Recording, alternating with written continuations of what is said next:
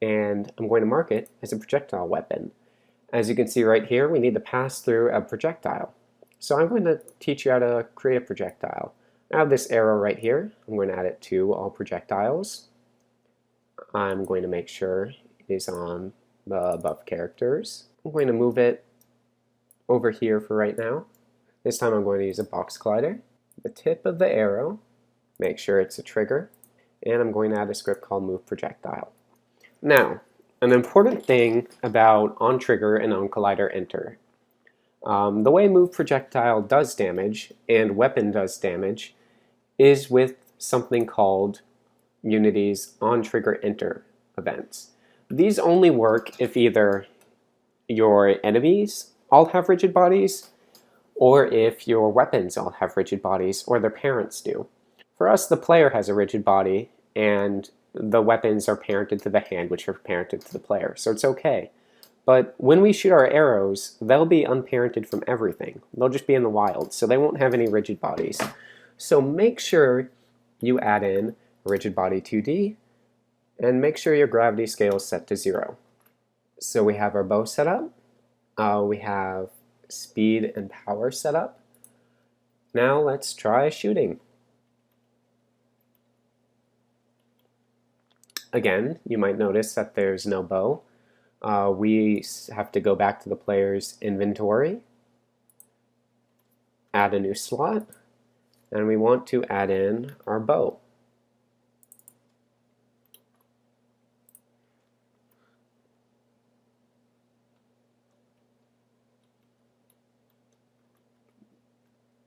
I think this bow is too big, so I'm going to fix the size of it. I'm going to make it 0.5 and 0.5 here. And I'm going to change my arrow to the same, 0.5 and 0.5. And I noticed that I still haven't changed my projectile to the arrow. So I'm going to add in my arrow. Now the bow will be firing arrows. Let's press play. The animation actually looks fine from the swinging, at least to me. And I've noticed that even though I have the bow set up, nothing's actually happening. And that's because I forgot to tag my bow as weapon. So now that I've tagged it, let's try it again. We have the bow out. There we go. We are now firing arrows, and the arrows will just stop and disappear if they collide with something. Remember, Unity does not save your changes while you're in play mode. Now you might be wondering, hey Michael, I don't want to shoot my arrows if they're only going to face forward. And for that, I have a solution. We are going to create an animation. We're going to go to the animation window. I'm going to create an animator clip. I'll call this Projectile Left. And you might be wondering, do I have to do this for every direction? It would look weird without the diagonals. But I'm going to show you something, and that is the magic of blend trees. So I'm going to make this visible for right now.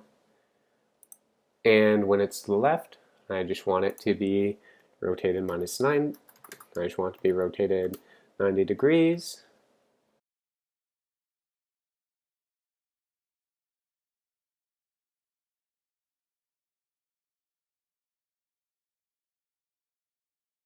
Now, in theory, you could apply these projectile directional animations to literally any projectile. I'm just going to run through the arrow right now, but say you made like a blue arrow or something.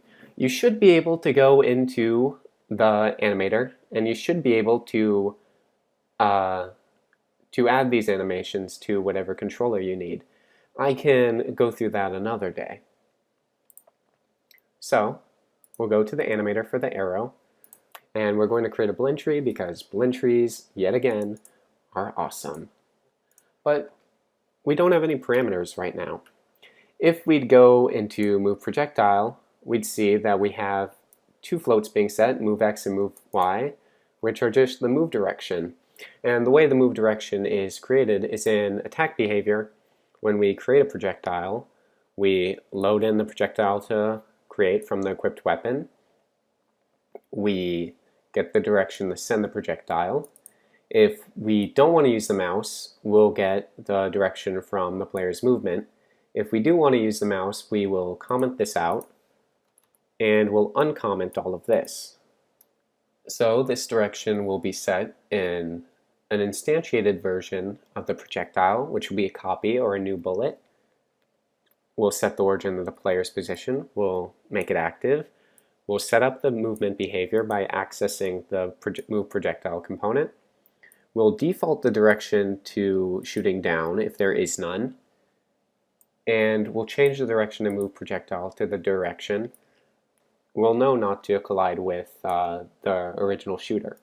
So in move projectile, we set move X and move Y to these directions. We'll go back to Unity. We'll add in floats for move X and another one for move Y. We will delete this blend and we'll change this to move X, move Y. We will add in 4 motion fields.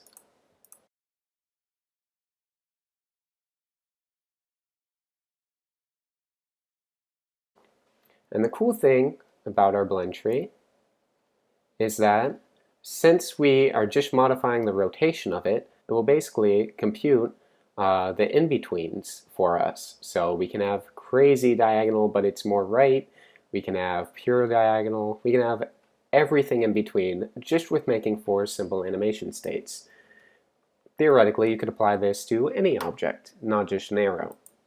I'm going to disable the arrow for now, and now that the animator is set up, we should just be able to switch to the bow and shoot, and you'll notice that it goes in whatever direction we'd like.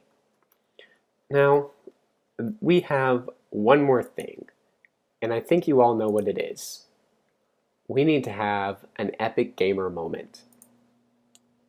So let's crank up the health of this ghost. And we are going to have an amazing battle. Ooh, I'm taking damage.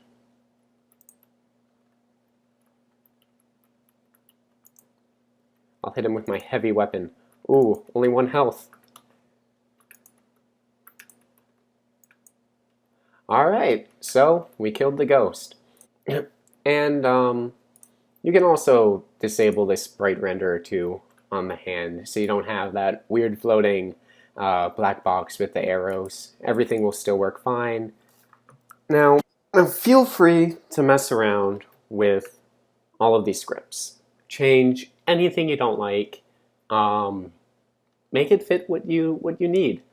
For example, in weapon, I assumed you'd want a right-handed character, but if you want a left-handed character, just flip the less than and equal signs on laster.x.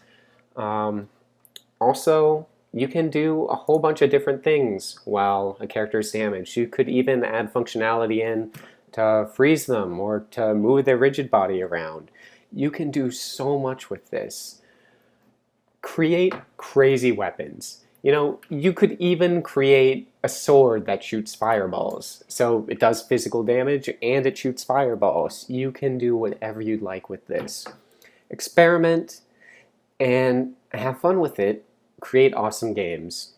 And as always, feel free to like, comment, and subscribe. I can't wait to see what you do with this.